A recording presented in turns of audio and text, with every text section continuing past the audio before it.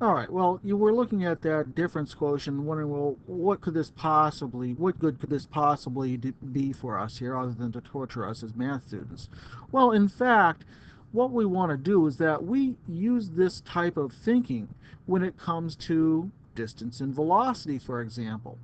In distance and velocity, essentially what we're saying is that let's say that we have a ball rolling down an incline, like in this problem, where the distance traveled by a ball rolling down the ramp is given by s of t equals 6 times t squared, where t is the time given in seconds after the ball is released, and s of t is measured in feet. We want to evaluate the average velocity of the ball for different time intervals. So let's say that we have this ball right here, and it rolls down in let's say 2 to 3 seconds here, right?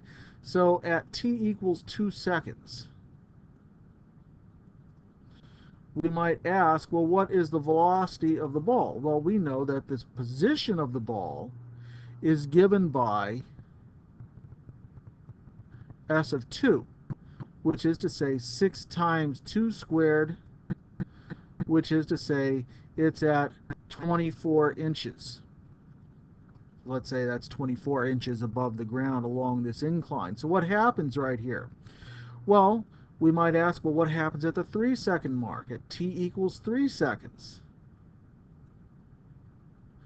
And we might say then that the position of this ball, its distance having been rolled for 3 seconds, would be s of 3, which would be 6 times 3 squared, which is to say 6 times 9, or 54 inches. Well, what is average velocity? Average velocity is defined as change in position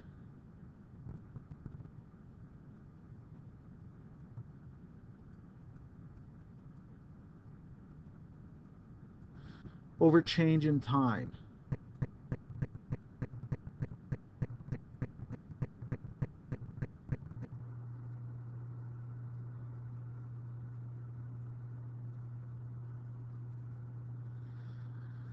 So right here, we say evaluate the average velocity for the ball over this interval. And this is the interval. This is interpreted as being the time interval from t equals 2 seconds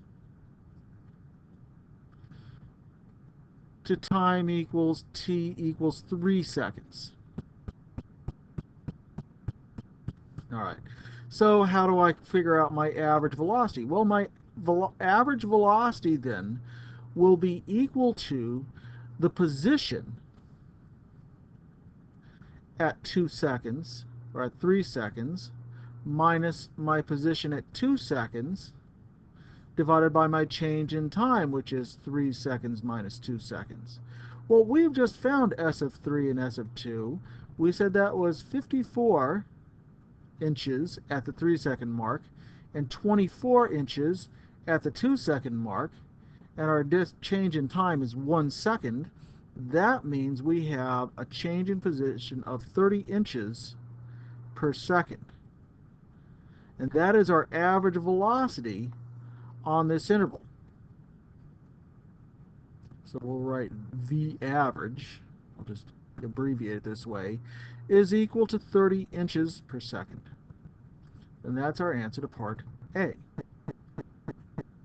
Well, you'll notice that what we've done right here is that in general, we've stated that if we take the position at time whatever the second time is, minus the position at whatever 2 is, divided by the change in time, is going to give us that average velocity. So what would that mean, let's say, over the time interval from 2 to 2.5 seconds? In this case, we're taking our time interval to be from 2 seconds to 2.5 seconds.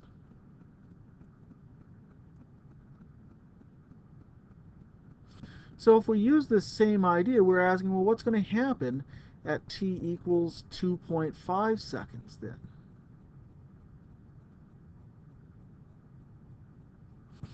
Well, what we're going to have to do is we're going to have to figure out the position of this ball at the 2.5 second mark. So that means we should first find S of 2.5.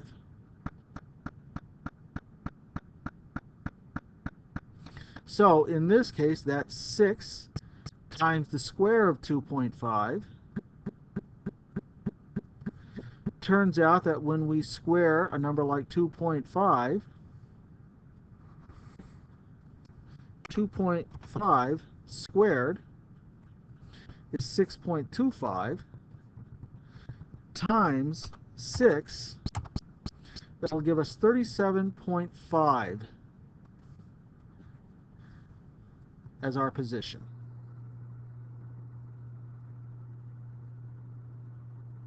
So 37.5 inches is how far we've gone at this particular thing. So if we're interested in our average velocity over this time interval, we'll take the position at 2.5 seconds minus the position at 2 seconds divided by the difference in time, 2.5 seconds minus 2 seconds, making the substitutions in the appropriate place. That's 37.5 inches minus at 2 seconds 24 inches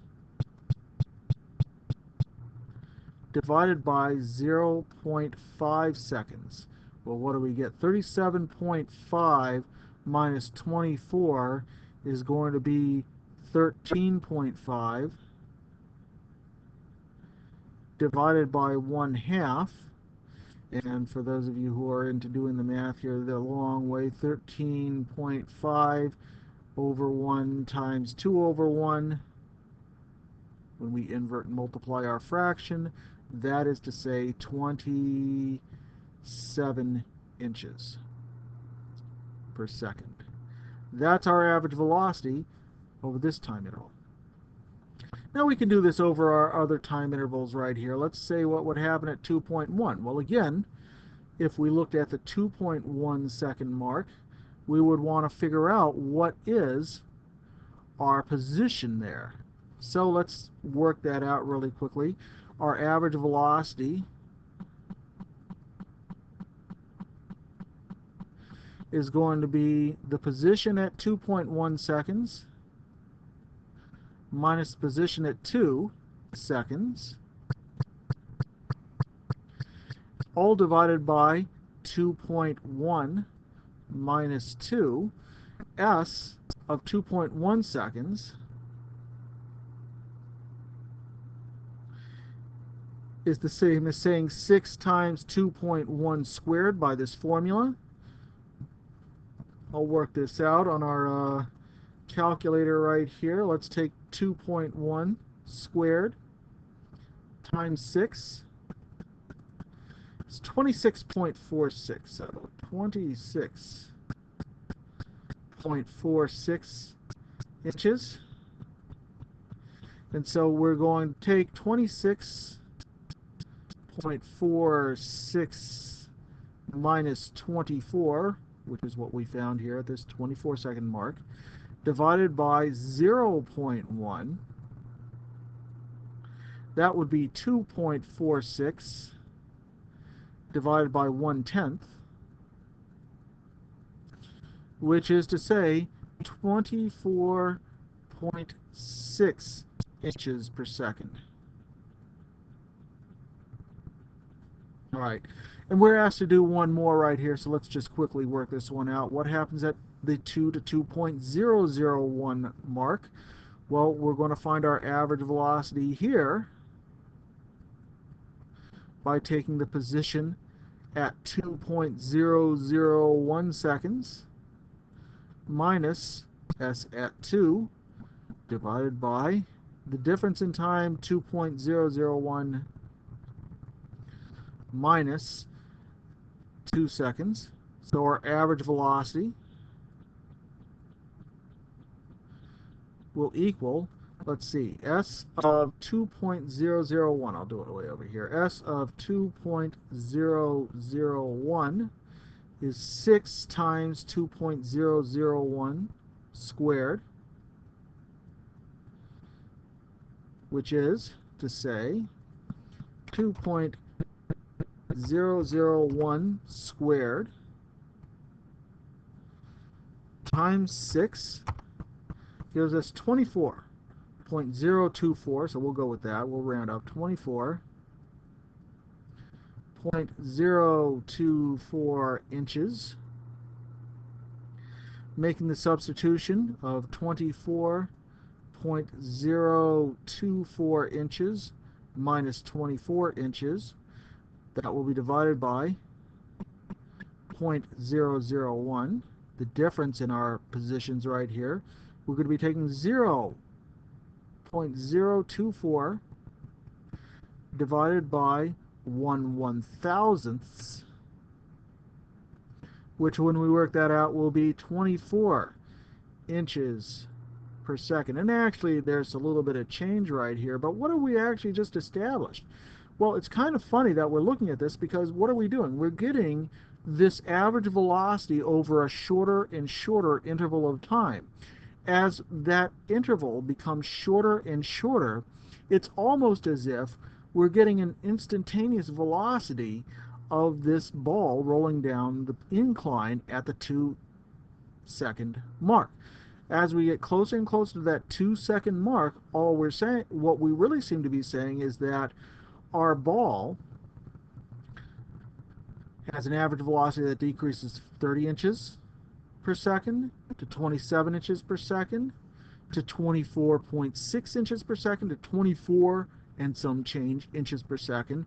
And we are approaching 24 inches per second as the instantaneous velocity of this ball at the 2-second mark. And so this difference quotient is actually a useful thing after all.